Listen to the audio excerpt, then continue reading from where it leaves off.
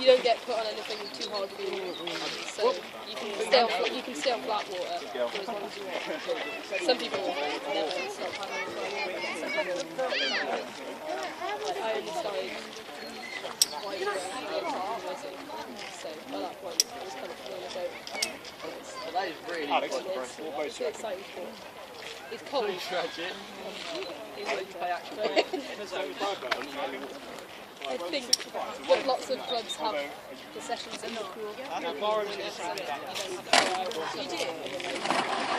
I'm not sure what that probably do have to do with it.